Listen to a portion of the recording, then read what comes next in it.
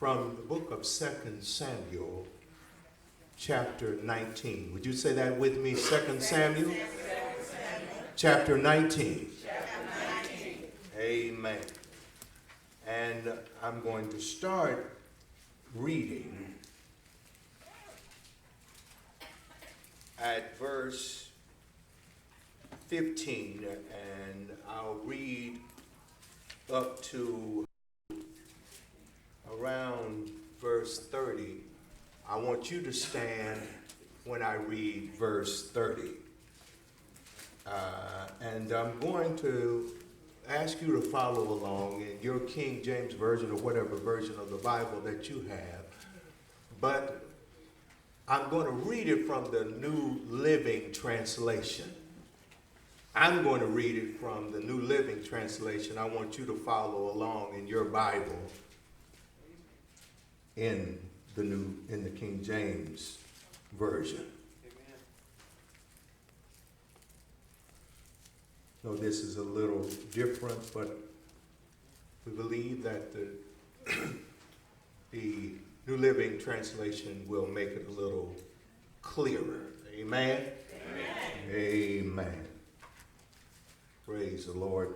I'm going to start reading at verse 15, and when I get to verse 29, I will ask you all to stand, and we'll read verse 30 together. Is all right? Amen. All right. Praise the Lord. Verse 15 reads, "So the king started back to Jerusalem. And when he arrived at the Jordan River, the people of Judah came to Gilgal to meet him and escort him across the river. Shimei, son of Gera, the man from Bahurim in Benjamin, hurried across with the men of Judah to welcome King David. 1,000 other men from the tribe of Benjamin, were with him, including Ziba, the chief servant of the house of Saul, and Ziba's 15 sons and 20 servants. They rushed down to the Jordan to meet the king. They crossed the shallows of the Jordan to bring the king's household across the river, helping him in every way that they could. Amen. And the king was about to cross the Jordan as the king was about to cross the river, Shimei fell down before him. I'm at verse 19. "My lord, the king, please forgive me." He pleaded for the terrible thing your servant did when you left Jerusalem. May the king put it out of his mind. I know how much I've sinned. This is why I have come here today, the very first person in all Israel to greet my lord, the king. Then Abishai, son of Zeruiah, said, "Shimei should die, for he cursed the Lord's anointed king." My. "Who asked your opinion, you sons of Zeruiah?" David exclaimed, "Why have you become my adversary today? This is not a day for execution, for today I am once again the king of Israel." Then turning to Shimei, David vowed, "Your life will be spared." I'm at verse 24. "Now Mephibosheth, Saul's son," somebody ought to say amen, "came down from Jerusalem to meet the king. He had not cared for his feet, trimmed his beard, or washed his clothes since the day the king left Jerusalem. Why didn't you come with me, Mephibosheth?"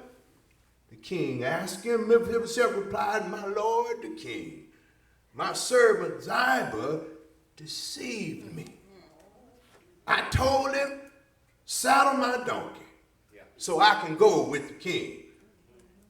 For as you know, I am crippled."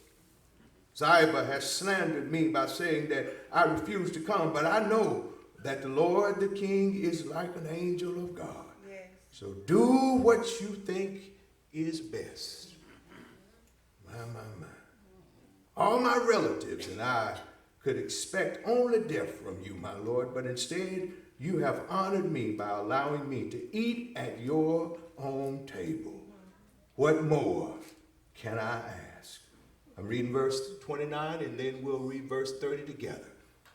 You said enough, David replied. I've decided that you and Ziba will divide your land equally between you. Verse 30, let's stand.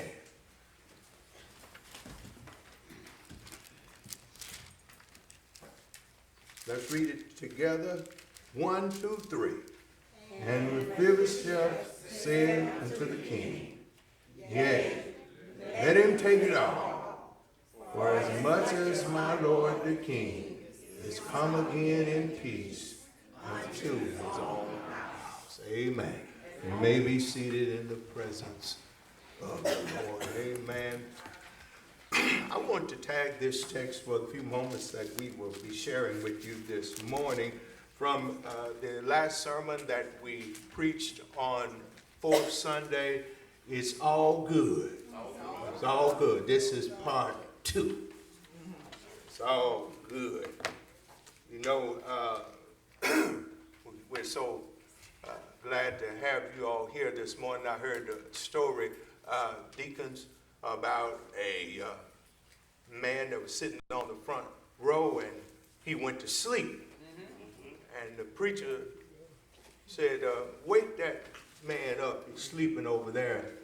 And somebody said, you put him to sleep, you wake him up.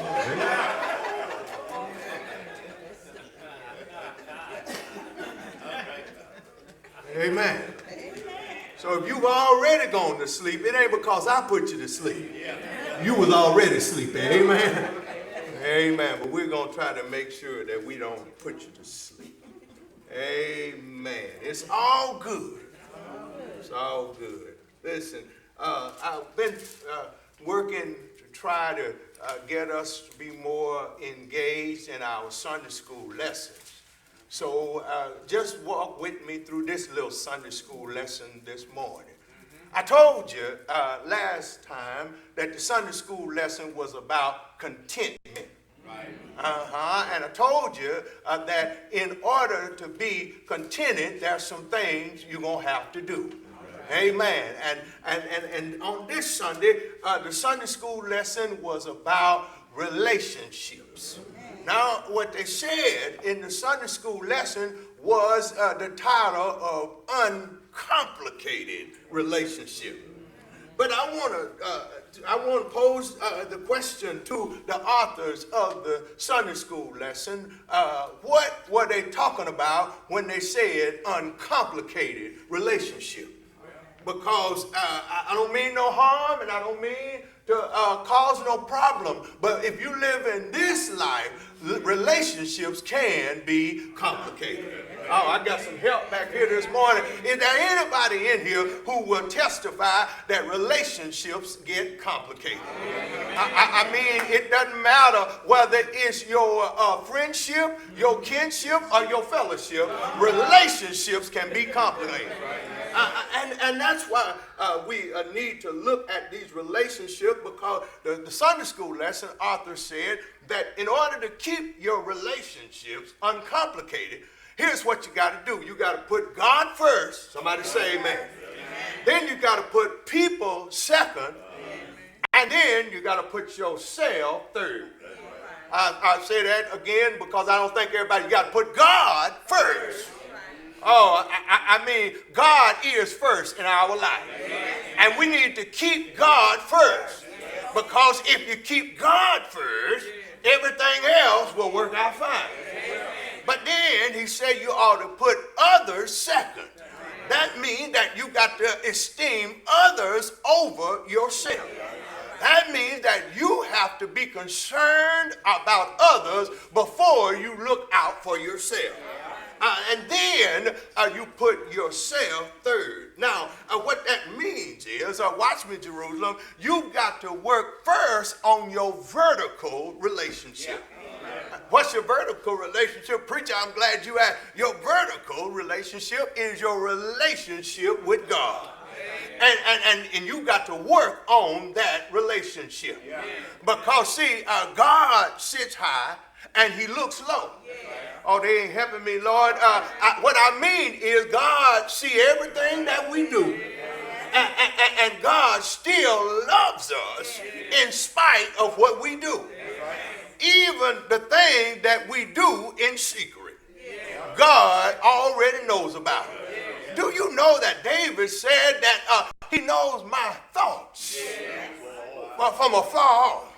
That means that even before I think that I want to tell you where to go and how to get there, God already knew what I was going to think before I thought that thought. And I think we feel like that God doesn't know some of the things that we think about folks sometimes.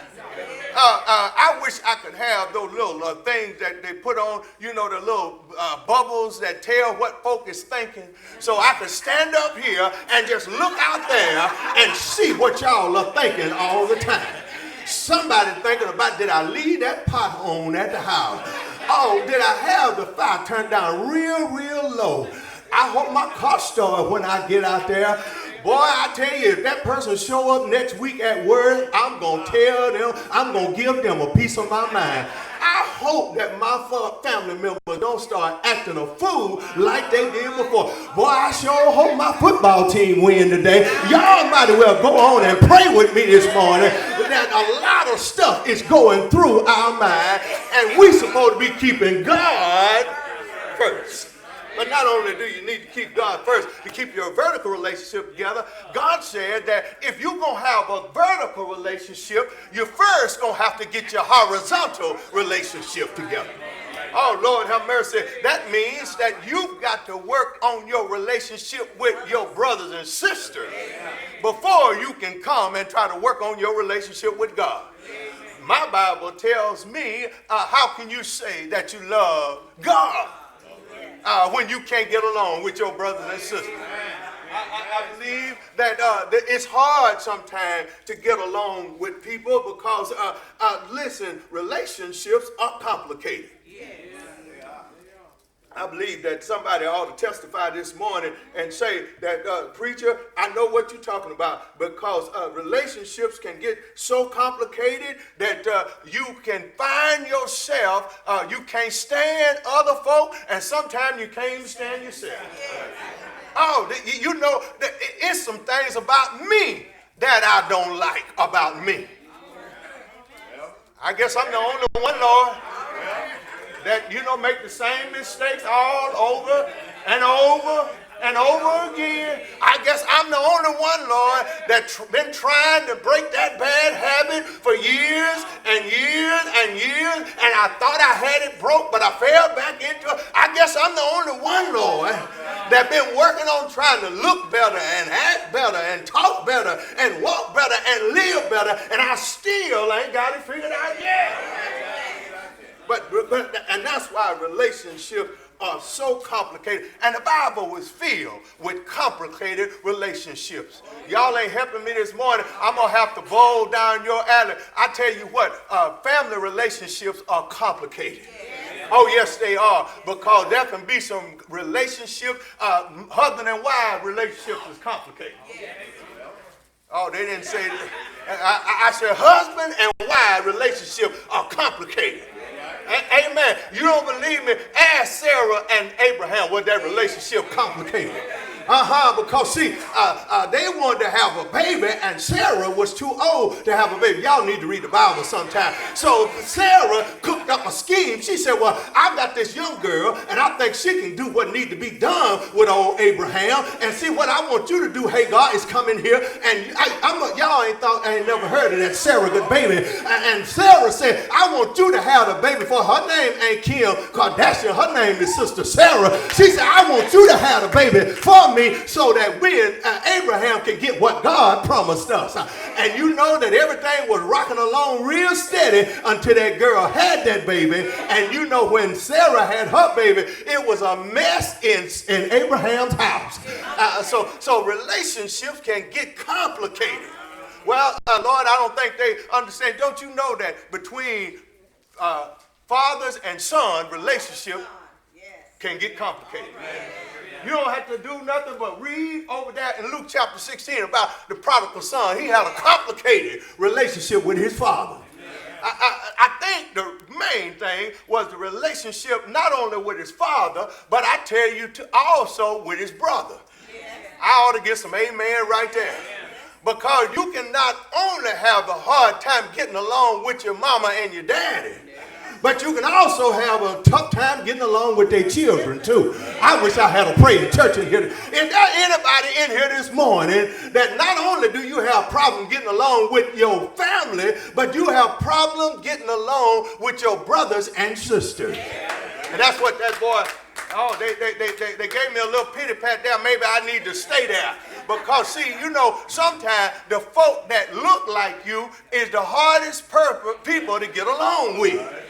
The folk that's in your family tree are the ones that's the hardest to get along with. Why are they so hard to get along with, preacher? Because they know everything about you. They know how hateful you are.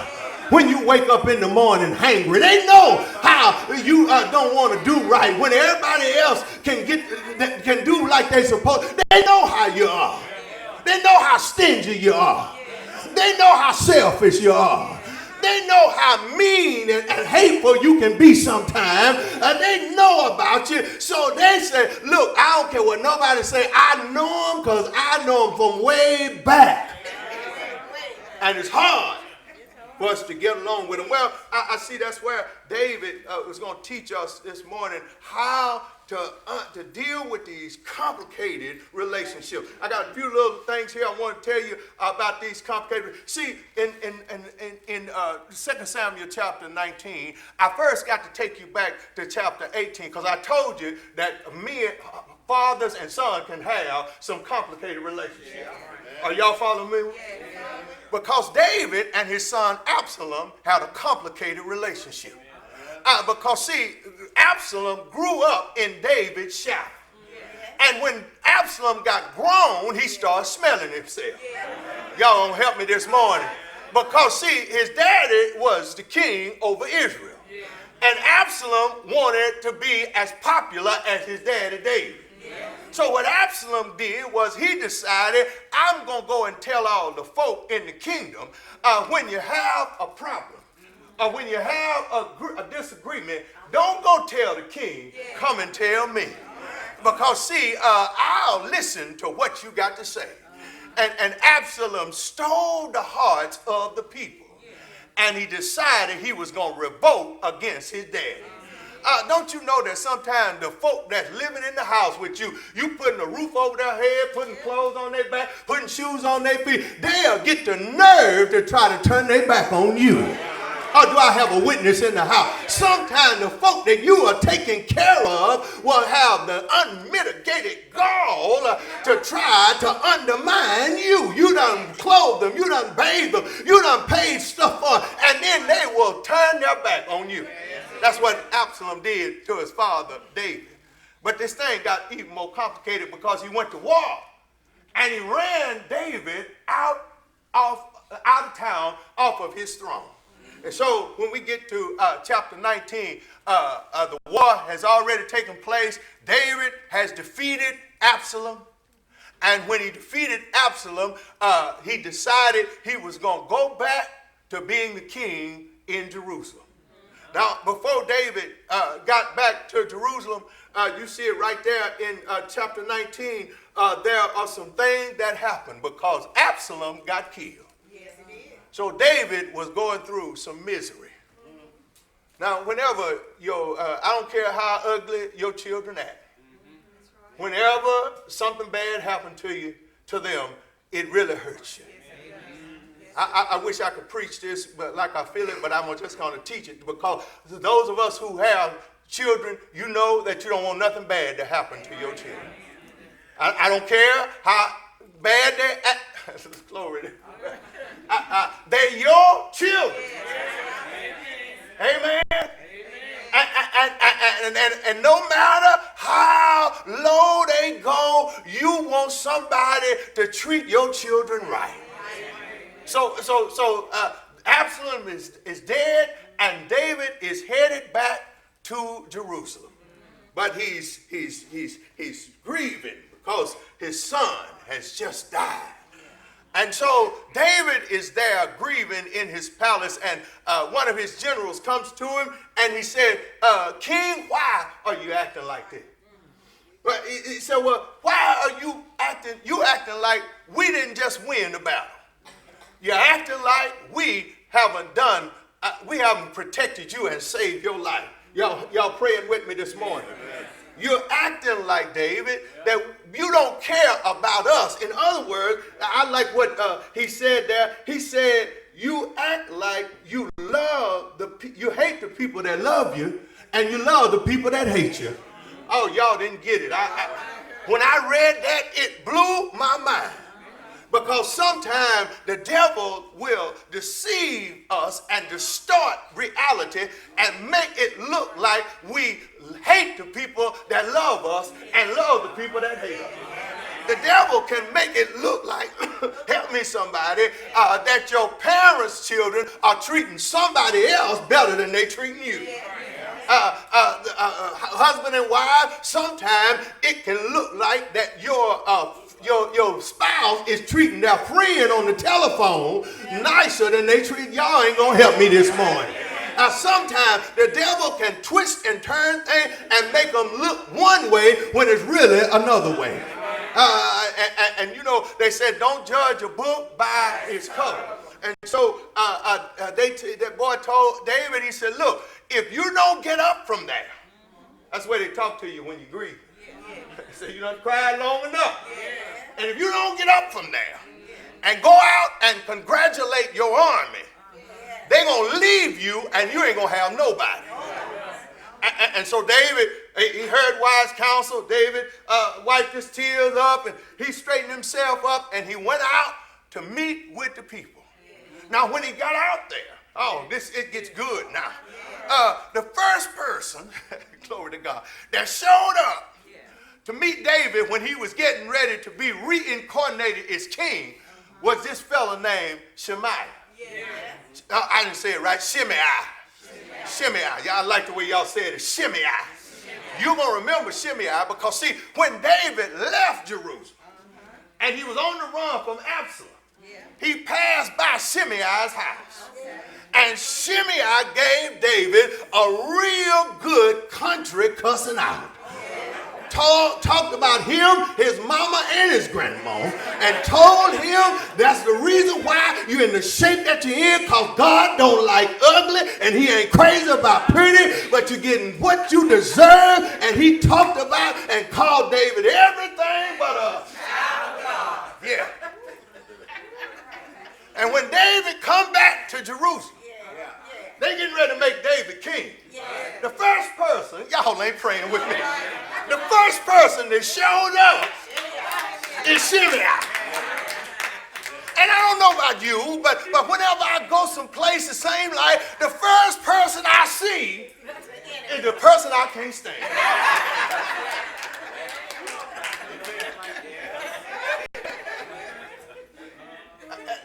I don't mean no harm. But it seems like if you're going to see anybody, you're going to see that joker that have mistreated you. I wish I had a praying church this morning. If you see them and it seems like something just go all over you. I ain't the only one. It hit you at the top of your head and go all the way down to the soles of your feet. You got to try to hold yourself because you want to say, you shoot my dog, I'm going to shoot your cat. You cuss me out? I might be a Christian, but I ain't forgot how to cuss. I wish I had a real church in here this morning. Amen. But look, but watch the text. Watch the text. He came and he asked David for, y'all heard me read, he asked him for forgiveness. And I wanted to preach this morning because they're all over the news. They're talking about forgiveness. Because they saw that right there in Dallas, Texas. The young lady had shot both of them giants. And they were in the courtroom and they were giving the testimony, and both of the little baby brother Brent took the stand. And while he was on the stand, he asked the judge if I can get up and go and hug the girl that killed his brother. Now, I don't know about you, but that shook me up. Oh, I wish I had a prayer in church this morning.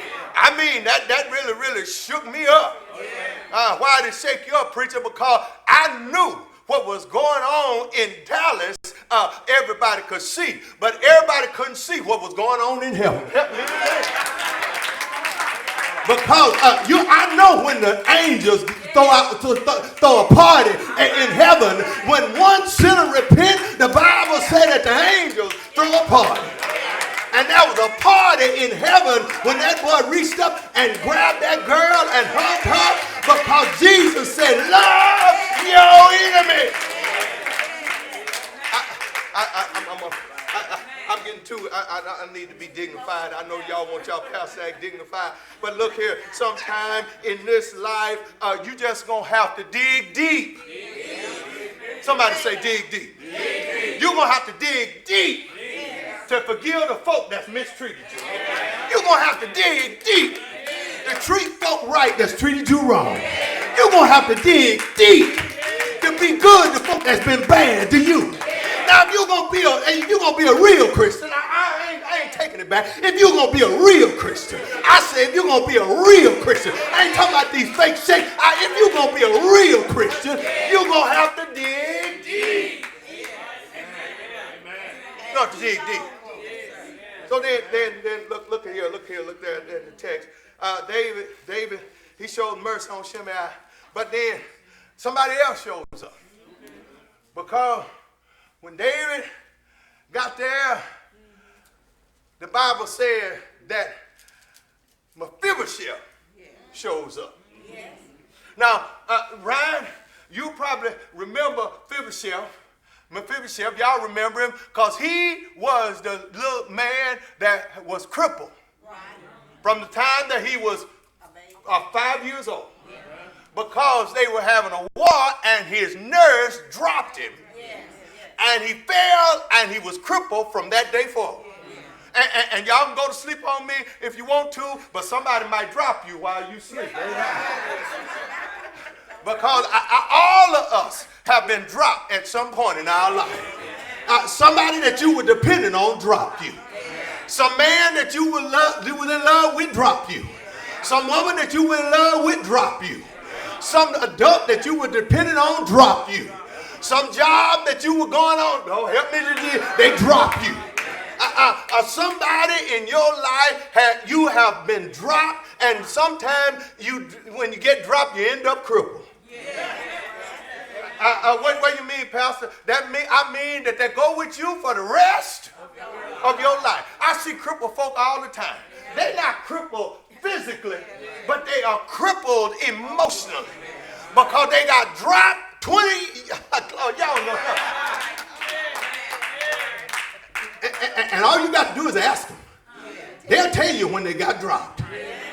Why you act like that? Well, see, you don't understand. See, my mother was abusive. Baby, you got dropped 30 years ago. Get over it. I got dropped because I was the baby, I was the middle child, and my mama treated, glory to God, help me Jesus. My mama treated my sister, Lord have mercy, help me Jesus. They treated the other one better than they treated. Baby, you just got dropped, get over it. I wish y'all could see how y'all looking at me. Yes. But look here. Mephibosheth showed up, and when David saw him, he said, "Boy, wait, y'all." But David said, "Mephibosheth, where have you been?" Because I sent down to Lodabar when you were down there. I brought you up. Y'all know, heard Pastor preach about it. Brought you up to the king table, and you've been eating at the king table. When I left, why didn't you leave with me?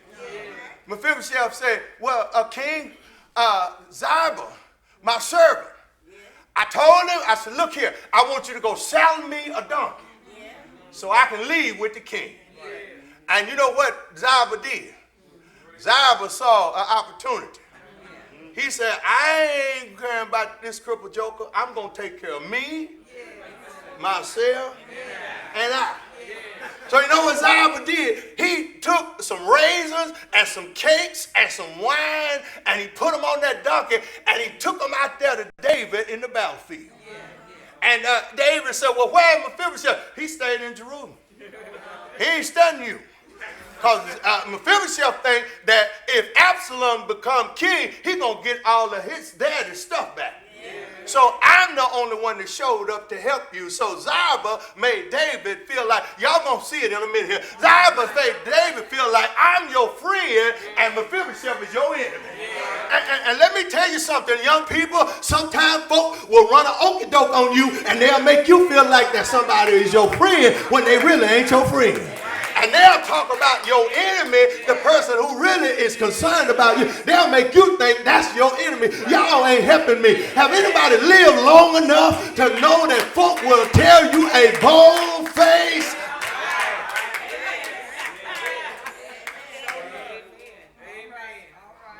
So David said, "Where were you, boy?" And here's Mephibosheth. They say he hadn't cut his toenails since David left Jerusalem.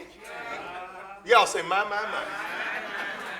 They say the boy hadn't shaved since David left Jerusalem.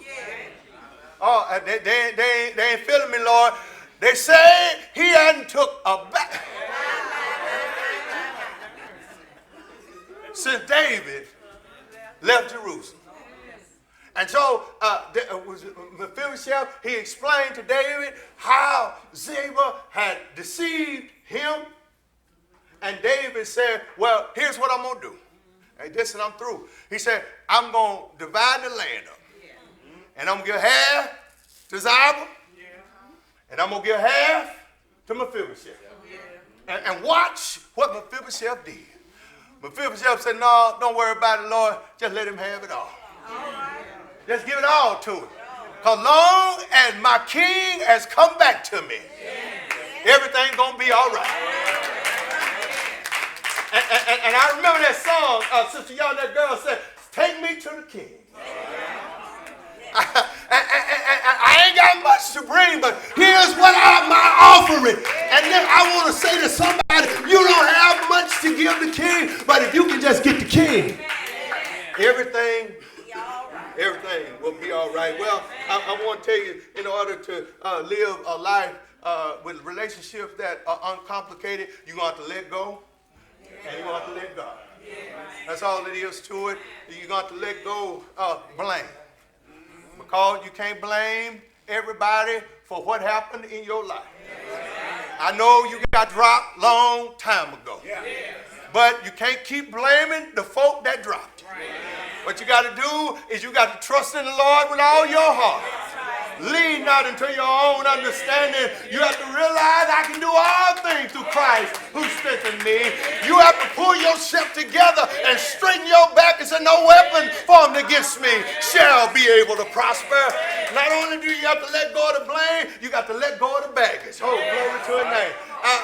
You got to let go of the baggage. I'm going to tell you this story, and then I'll be through with you this morning. I got to get out of here. But my pastor, the late Dr. Bryant, he tells the story one time of how he went on a trip.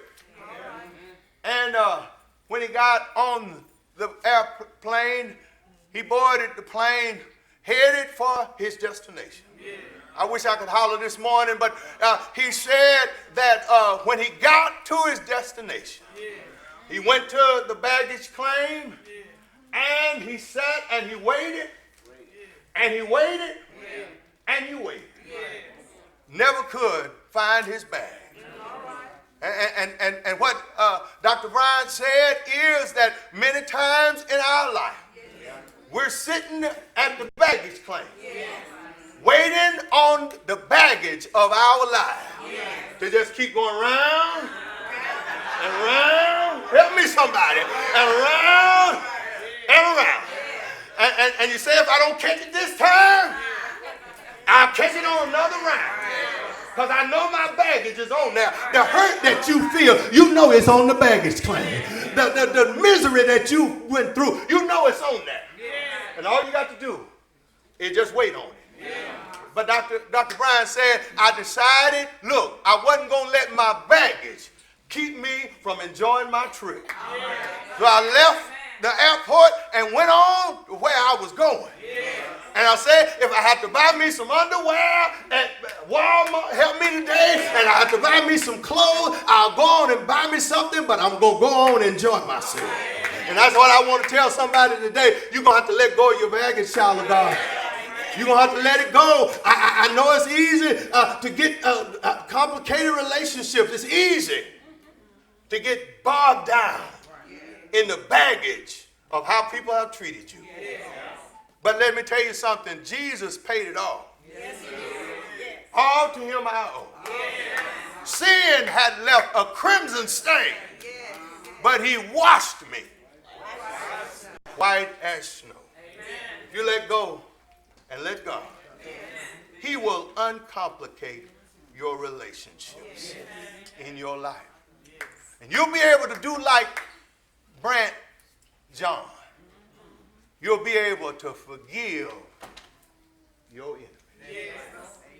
Bless them that curse you, and do good to them that despitefully misuse you. Deacons.